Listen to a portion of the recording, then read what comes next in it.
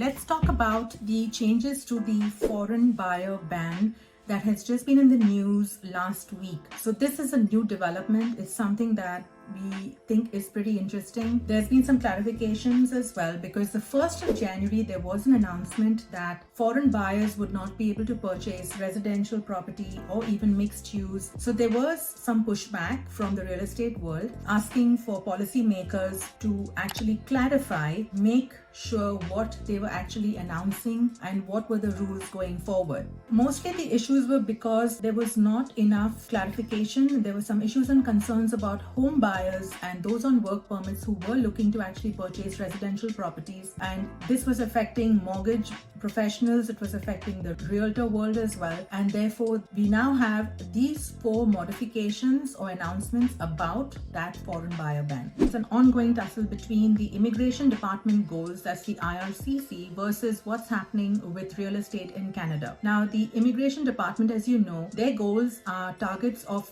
approximately 500,000, that's 500,000 new immigrants into Canada each year, and they have been pushing very hard for those numbers to be achieved, which they have been actually achieving year on year. The key criticism when it came to this foreign buyer ban was that this particular rule restricted the growth, or it contradicts the federal immigration goals by not allowing work permit holders to actually go ahead and purchase property and thereby obtaining in the future permanent residency status as well. But now, with this amendment that has come in, work permit holders can go ahead and purchase residential property as long as they have 183 days on their work visa that's valid. Now, of course, there's no question being asked about on do we still have the additional tax that applied earlier before this new announcement had come out in January. Does that still apply to when work permit holders go ahead and purchase property?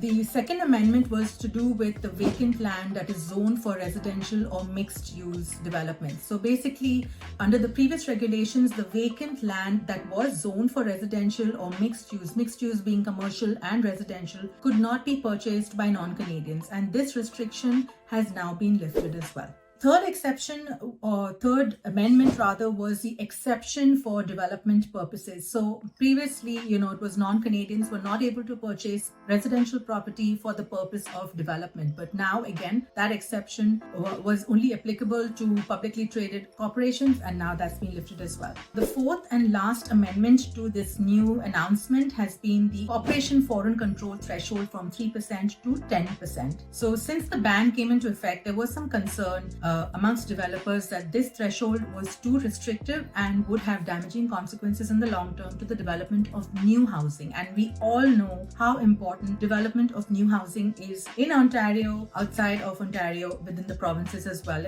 It's basically we are bursting at the seams, and it is something that we really need to be working on. The government and immigration department's goals are very high, and to meet that demand, our supply with housing has to increase as well. So with this amendment, the maximum threshold for purchasing residential property by a privately held corporation or a private entity controlled by a non-Canadian has increased from 3% to 10%. Now, while 10% may not be an amazing figure by itself, at least it's an improvement and an increase from the earlier 3%.